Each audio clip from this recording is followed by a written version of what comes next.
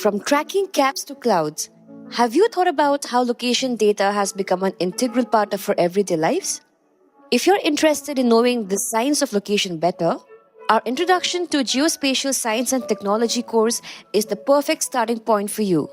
Designed for curious minds from all disciplines, perfect for newcomers and working professionals, this course unpacks the science and real world applications behind geospatial technology. Don't miss the chance to learn from the best in the field. Applications closing on 7 June.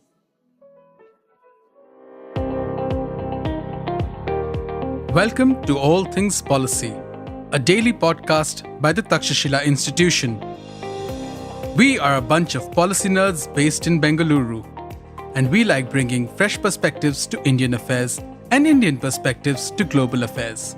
So grab a cup of coffee, sit back, and join us for today's chat. Hello and welcome to All Things Policy, your favorite daily public policy podcast from the Takshashila Institution. I'm Anushka Saxena, your host for this episode and a staff research analyst with the institution's Indo-Pacific Studies program. And today, I'm joined by my colleague from the High-Tech Geopolitics program, Avinash Shet. Welcome to the episode, Avinash. I'm glad to be here. Right. So, the past couple weeks have totally been occupied by deliberations on the escalations between India and Pakistan. The environment has been tense, and exciting it has been to watch India's military capabilities at display. There's a lot to take away from how the escalations kind of shaped up and where the future of India-Pakistan relations lie. In this conversation, I thought we could talk about one specific aspect of India's military capabilities, both evolving and in production, which is fighter jets and more specifically jet engines. Now, Avinash here has done a bunch of work on understanding India's fighter jet and jet engine program. And a lot of his research, including a recent article, has focused on India's indigenous capabilities in the production of jet engines, surrounding all the debate with the US granting us technological know-how on the GE engines, with the debate on China showcasing sixth generation fighter aircraft, which has created concern and changed the dynamics of the air superiority race from the Indian perspective. And of course, this is also in light of some statements made by Kota Harinarayan, who a few days ago said that India's LCA Tejas program is likely on the verge of helping India achieve full self-reliance in manufacturing fighter jets and jet engines. And for anyone who would know, Harinarayan was the former program director for India's LCA Tejas program. Now, with all of these developments happening around us and India putting its fighter jets to the show, bringing them to combat. And in the context of the fact that the world is indeed moving towards sixth generation, while India's current fighter jets status stands at about four and a half generation with the Dassault Rafale and the AMCA program, which is the Advanced Medium Combat Aircraft program. Avinash, I thought I'll bring you into this conversation and kind of throw my first question at you just to lay the landscape for our listeners. Why do you think in today's day and age it's important to discuss fighter jets and more specifically jet engines? And in your opinion, what vitality do they hold in India's defense ecosystem today? Over to you, Avinash. Thanks, Anushka. Jet engine I would say the fighter jets play a huge role, which strengthen Indian Air Force to protect India's sovereignty, air sovereignty, I would say, or sovereignty as a whole, right? And to power this fighter aircraft, it's very crucial, to understand how important jet engine is. It's like there's a quote, I think someone told, it's like a heart of a vehicle. So, just like an engine for a car is heart of a car, these jet engines are, the heart of these vehicles, and they define how the whole vehicle perform, in a way that depending on your jet engine, your aircraft will do different kinds of, I would say, maneuverity, different kinds of achieving those speeds, which might not be possible if you have underpowered aircrafts or so. So to really equip your fighter aircraft to a level where it can do its job properly, the engine has to accompany it to do what it is supposed to do. And that's where, the whole jet engine thing comes into picture, because it gives these jet aircraft, the fighter aircraft, the speed, the maneuverability, and the capacity and capability to perform its own task. It doesn't have to. I mean, this definition doesn't have to stick only to the the fighter aircraft, but even think of it as drones. Now the next level of aircraft are coming into the air forces, and they also will be using these kind of engines. The heavier one will use the jet engines, which is going to give it the capability of maneuverability as well as the speed. That's quite interesting, Avinash. And, I really like the way you've tried and defined jet engines as the heart of a fighter jet. And you've talked about how this is going to be equally vital in the aircraft of tomorrow, or rather, at a very rapid pace today, because we've seen some drone deployment and drone based conflict in the India Pakistan skirmishes as well recently. But I'll quickly come to that towards the end. But today, I wanted to next start by focusing on India's indigenous jet engine program. We're living in a world where defense procurement and defense budgets as a whole are on the rise. And India is already one of the fastest rising defense importers in the world. At the same time, it has a joint emphasis on indigenization and self-reliance in defense. And we've seen many kind of Atmanirbharta related projects coming our way. And I think one of those in the context of jet engines is the Kaveri engine program. Yeah. But we know the Kaveri engine program has faced some challenges, and that has highlighted to the problems that exist in achieving strategic autonomy in jet engine technology. So I wanted to understand from you, Avinash, what is the status of the Kaveri engine project right now? What are the challenges, and what are the opportunities we have with the development of this engine, and how can we kind of mitigate the challenges with any other alternatives, even including collaborating with foreign partners? Yeah, right. So I'll answer the first question. So first, that is so the Kaveri engine is at a state where it is working. I mean, it do produce thrust, it do produce energy for aircraft to push forward, but it's not enough for what it was designed for. So the whole Kaveri project was linked with Tejas to give. So the performance was decided based on what Tejas would be needing, right?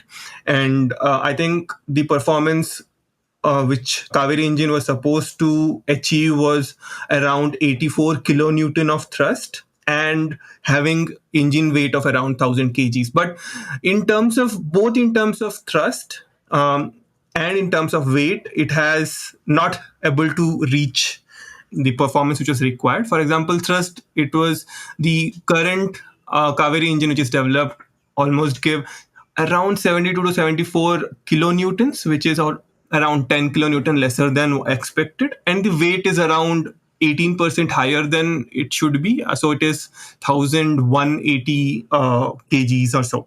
So even though we have something which works, which is currently going through a lot of testing, I mean, the one which is there, which has been developed, is still not yet, done all the testing which is required for it to be deployed in an aircraft. But this is where the Kaveri engine came until now, after 39 years of development under DRDO in their GTRE lab, which is the Gas Turbine Research Establishment. Um, then I think that's where it is. And the second question was, Anushka, what was the second question? Is where? Yeah, I was just curious to understand how then we mitigate these challenges, and Exactly. can different partners help us out with this? Yes. So I think there's a middle question. It was how can we take it as an opportunity, right? Right, of course. And then how we can co-develop to build something which we really want to build. So in terms of opportunity, see, I can totally foresee if we're able to build something which works. I think that has, even though it has taken good amount of time, which might not, I mean, which other countries might have done in a really, quicker than that. But we do have learned a lot of scientific as well as technology. We have overcome those barriers. It could be in terms of your metallurgy of your engine blades withstanding higher temperature while rotating at a high speed. It could be in terms of so one is materials, second is the whole design, how well it works together to give you that kind of speed, and how you're able to efficiently convert that burning of fuel to energy to your speed, right? So in terms of strength, I think India have learned a lot. GTRE has learned a lot, which can be leveraged in many ways. I mean, it's not like it's again when we start developing it for our fifth generation or 5.5 generation AMCA aircraft. We are not going to start from blank slate. We will have a wealth of knowledge based on above which we'll be building this.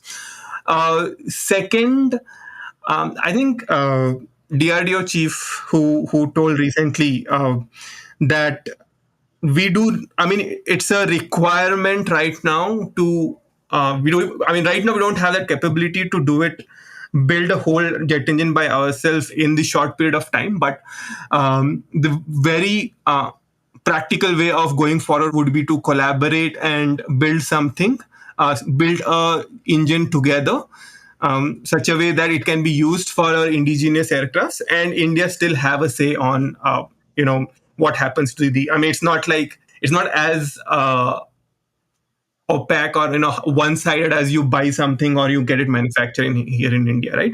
Like we are doing it for a G404 for Tejas, right?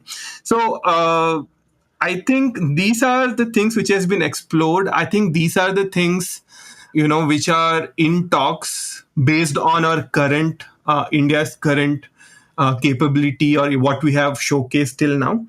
And so it comes down to these three options, right? Either we build everything by ourselves, the whole 100% indigenization one, but because we have a Kaveri engine has taken such a huge time, the confidence on that is not as much, and it's like we don't even, and if it has to be, it has to be a long-term goal, and then try to figure out what can we do so that we get those knowledge which we don't have right now, right? The technical and scientific Right. knowledge.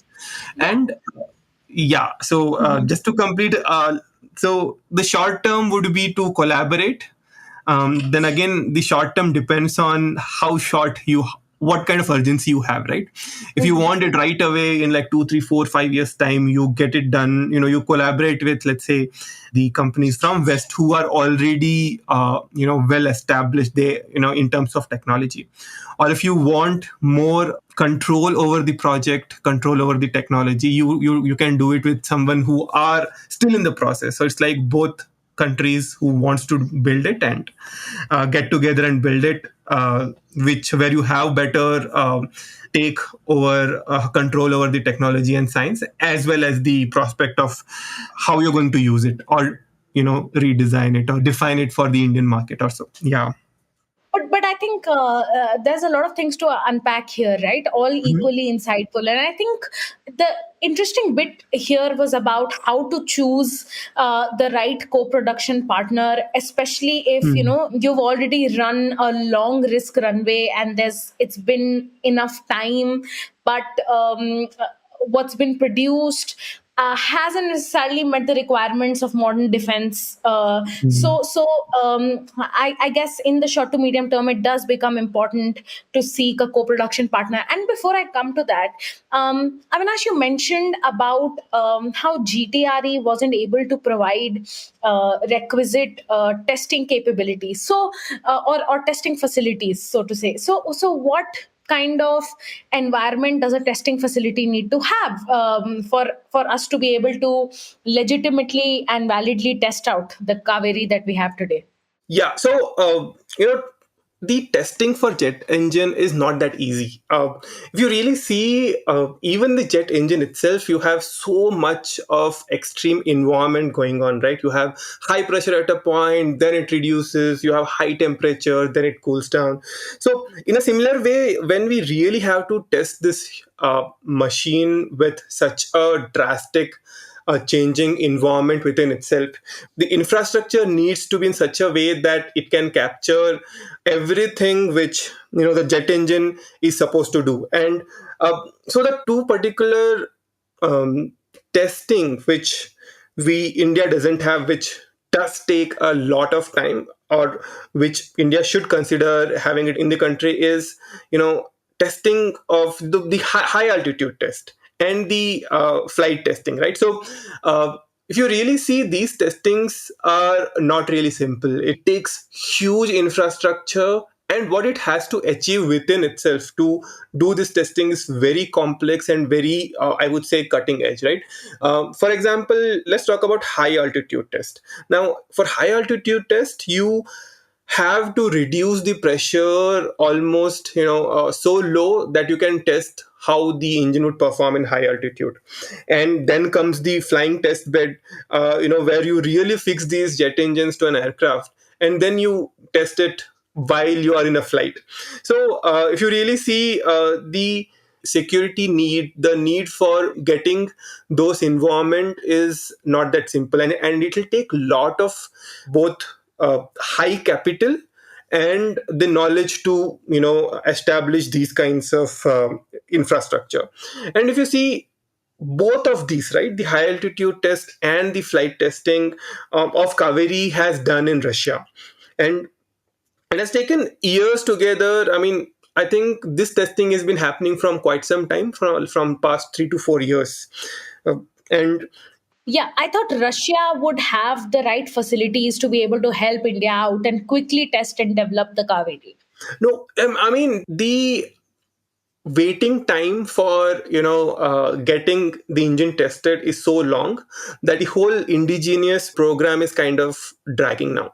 It's like you do some testing, then you get some inputs, and for the next time, when you have to get those testing, and you have to wait a long queue, because Russia themselves have their own engines to test, and it's not so it takes months altogether to get a slot for you to do testing for your engine again. And I think while India, starting from Kaveri, as it goes on to develop newer engines, and when it becomes a norm to build newer engines for newer aircraft, next gen aircraft, I think it's very important for India to have these kind of engines within the country, so that these kind of problem doesn't arises. And these developers, whoever it is, like right now GTR is developing, will get this free hand of testing their engines as fast as possible, so that the time to develop and deploy these engines would reduce drastically. Yeah, that makes a lot of sense, Avinash. So we don't just have to think about, more specific requirements, better designed body, and all of that. And of course, thinking about evolving to the next generation of both aircraft and engines, but also about the right testing facilities so that can speed the process of indigenization along. Yes, yes. What this sheds light on is a very interesting point about how Russian facilities may just not be working absolutely fine for us, even though nothing is perfect in the world, especially in the defense R&D ecosystem. But it does point to a specific dependency that might be hard to mitigate in the absence of other alternatives, especially indigenous ones. So Correct. um, if I have to ask you about the key differences or the key things or to think about when India is choosing a co-production or a collaborating partner on developing the next generation jet engines or next generation fighter jet engines, how should we approach Western companies like General Electric or Safran or Rolls Royce, and would that be vastly different from what Eastern nations like South Korea and Japan have to offer? I know you made a point about differentiating between countries that already have an edge if you have immediate requirements versus partnering up with countries that are still in the process of development. But what more? What differentiates these various entities, and what makes them a right or a not so right partner for India? Yeah, so I think very important parameter by which we really have to look into these collaboration or co-development opportunities, the depth of technology transfer. So when I say that there are different level of technology transfer which happens while you have the engine built, right? I mean, there are some kind of technology transfer which is currently, India is already, I mean, have already done, right? For example, the engines for Dhruv helicopters, and so we have Safran engines, but it's only manufactured in India. Like, there is, so it's like you manufacture each component, where all the knowledge for what has to manufacture will be given to you, and how to assemble will be given to you, and then you just build an engine out of it. And there is whole different layers to it. I mean, whole different kinds of, or I would say, variants of it, right? It could be as simple as, so the very edge of it, where you say, okay, you buy it. Okay, it might not be in the technology transfer, but just the edge of it is, we will give you everything and you just assemble it. So technology transfer just in terms of assembling the engine. Next comes, you manufacture the component and then you assemble it. Then comes, okay, we will give you design and you build upon it. And so I don't think anybody does that, give you design and you build upon it, because that's like at a level where you are literally giving up the, showing your IP, how you have built, why you have built. But everything below that, right, where they will give you how to manufacture, the knowledge to how to manufacture, knowledge about, in many of these technology transfers, they don't even let you use the material which you have. I mean, like, for example, I think it's for the Sukhoi Su-30's engine, where the material for the engine has to come from the host country, or the country who has given the technology, and they don't even allow you to use the other country to use the material. So there are a lot of restrictions depending on what kind of technology transfer a country does with each other. See, on not talking about the design, giving up the whole design, I think it's only happened, in my knowledge, only happened once, when very 1950s, when the engine was just developed in UK. So that was, the whole design was given to US for mass production, because it was World War II. And that's the only time I can think of. So if a company is well versed with the engine they are developing, they have developed, best engines in the world, for example, Safran, Rolls Royce, Pratt and Whitney, or GE. uh, I don't see any point co-developing with them. I mean, the only way you can co-develop is you can use a engine which they already have, which is good enough, and then you build a system around that to have it uh, based on India's need, or whatever aircraft it is supposed to fit in, which is still very much one-sided, and still I don't see India gaining anything other than an engine which India can right away buy. Or if it gets the manufacturing, maybe India can have some experience in manufacturing, but otherwise nothing more, right? So what my point here is, can we can India look into countries who are still developing this technology, where it's because India has enough wealth of knowledge while building this Kaveri engine. Can this be complemented with countries like South Korea, countries like Japan, who are technically better off in terms of, let's say, material industrialization, in terms of manufacturing, and so advanced manufacturing, and so, right?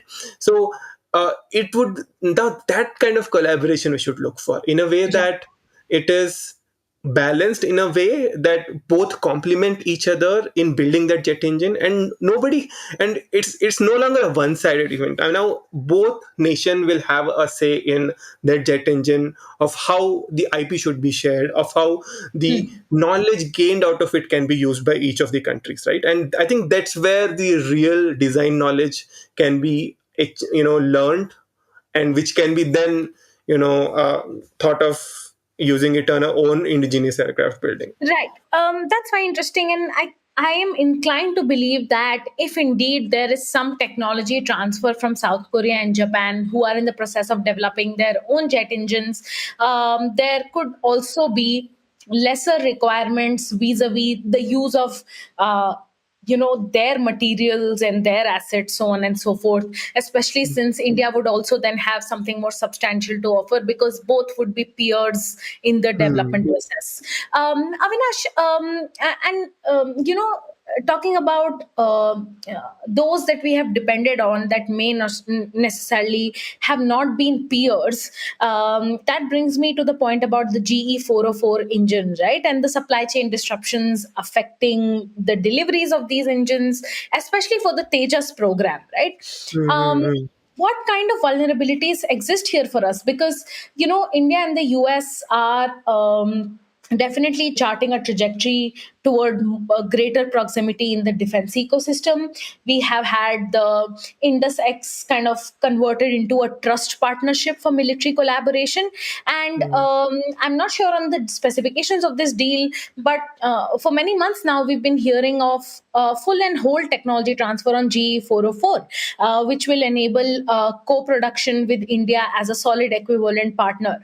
But what is stopping this transfer now? Why hasn't it already happened? And is it stalling the progress of the Tejas program, which, as Kota Harinaran said, could very much so be completed very soon? Yeah. See, the disruption which we have seen recently on G404, the supply chain disruption, right? That is more so. Those engines are something which are right away buying from GE.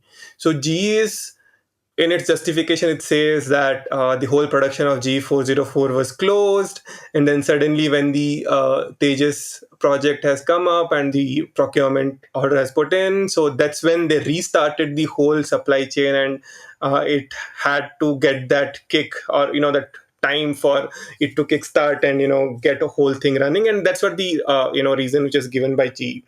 Uh, but then that kinds of give a, what do I say, a question to ponder upon, right?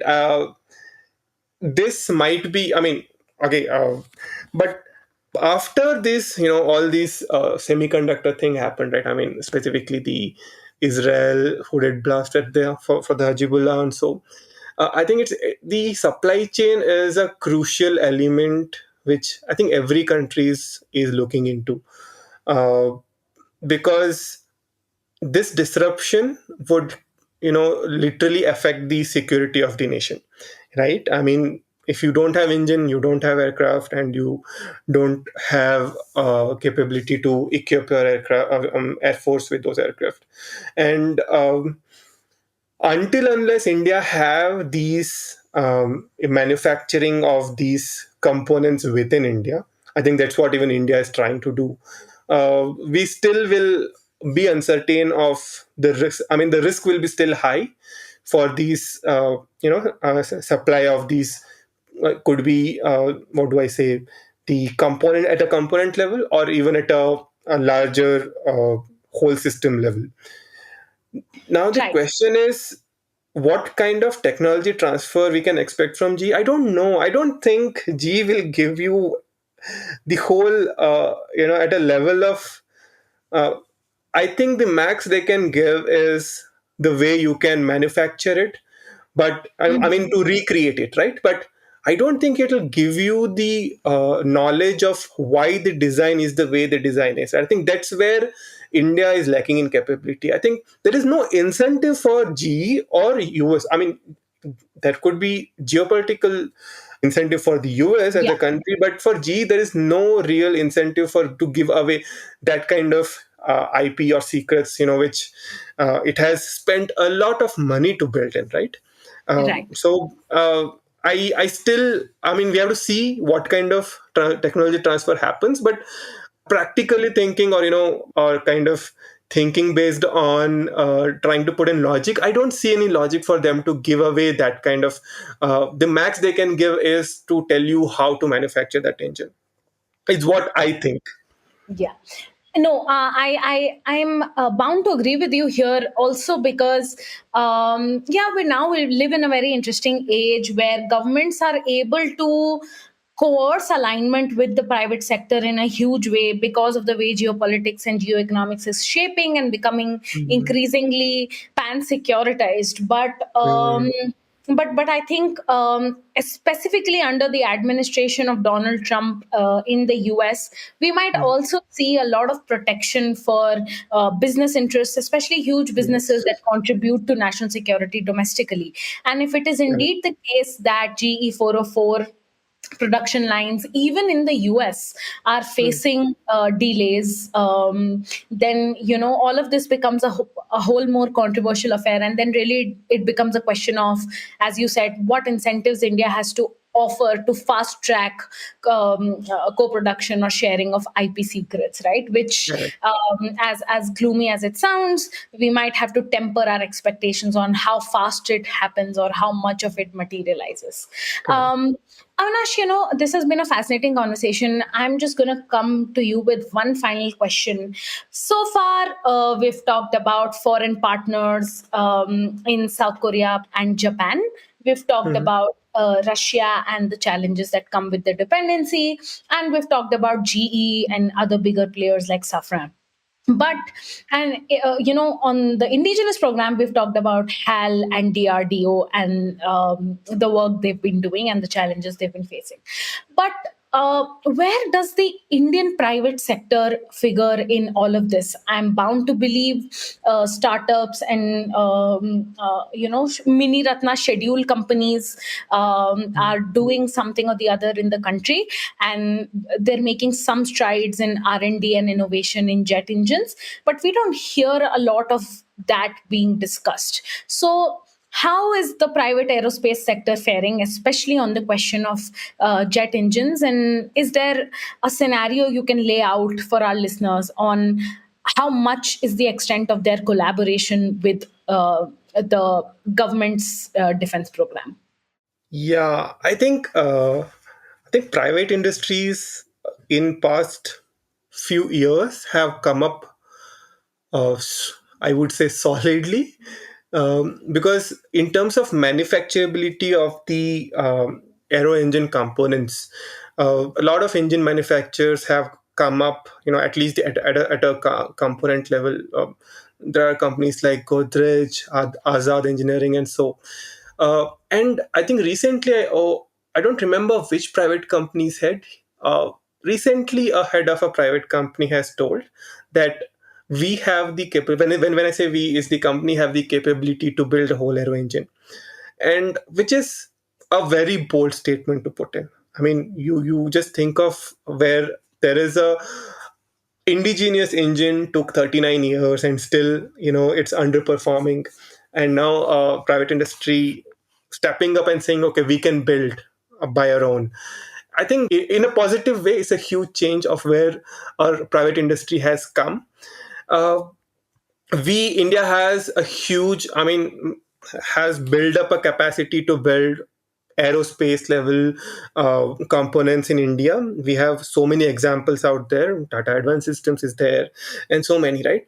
Uh, Now there is this private industry which is up there to seeking opportunity to build it, because this particular building an aero engine needs support, both in terms of capital as well as in many other places like policy, infrastructure, and government has to, I think, in some form or the other, has to bring in these private industries, either to collaborate with the existing PSUs or existing research labs, like GTRA and so, to build together this engine, where you have the knowledge, infrastructure, talent, and so from, let's say, our uh, Indian research labs and PSUs, but then you have agility, financial understanding of the whole process, and then manufacturability, and so from the industries. I think that kind of model has to come in for, I mean, two ways. For two things. One is for government to have trust over these companies, that these companies are capable of doing these. And second, companies to get that kind of support from government will give them the boost to build on build on these technologies, or on above these technologies, to build even better engines in the future. Then in terms of startups, I think there are few startups which are coming up. I think recently I saw a post from I think BG Turbo, I guess. So it's a startup which produces, I wouldn't say miniaturized, but small jet engines, and they have been, testing their micro. I think they call it micro engines for quite some time, and these development gives a positive aspect towards where our whole private industry is going. I think it's the time for government to really figure out a way how this ecosystem, the private industries, can be part of this ecosystem to towards this whole mission of building an indigenized aero engine. I think a lot of things has to be done in that way. Till now, all these PSUs, all these research labs were like, working in their silos. I think we have to break those silos. We have to come together for this joint vision, because and then, if we are capable, we will get there. Yeah.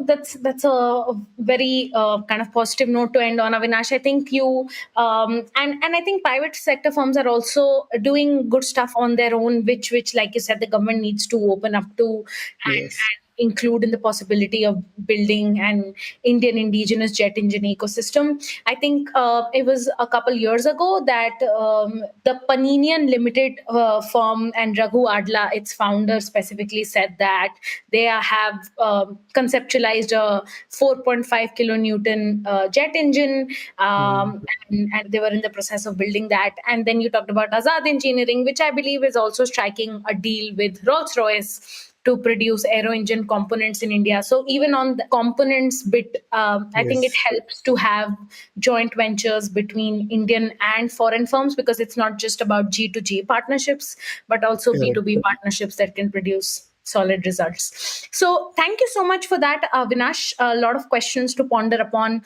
and a lot of expectations to moderate vis-a-vis the years to come. The Indian jet engine program, though faring quite well, would have to assess a lot of its options on who to cooperate with, on what aspect, and how to leverage the private sector, both in terms of development and in terms of investment. So thanks again, Avinash, for your time, and we join our listeners to take a look at the Takshashila Institution's website. If any of you are keen to work on defense, especially from the Chinese perspective, and you want to gain a deeper understanding of China as a country and demonstrate capability to conduct policy research on topics pertaining to the Chinese defense ecosystem, the economy, and more, we invite you to apply for the third cohort of the Network for Advanced Study of China Fellowship. Again, do check out the Takshashila Institution, webpage, and there you will find all the details on how to apply for it. So thank you once again for tuning into All Things Policy, and keep an eye out for more. If you liked our show, dive into Takshashila's research on technology, strategy, and economic affairs. Check us out at our Twitter handle at Takshashila INST. or our website takshashila.org.in.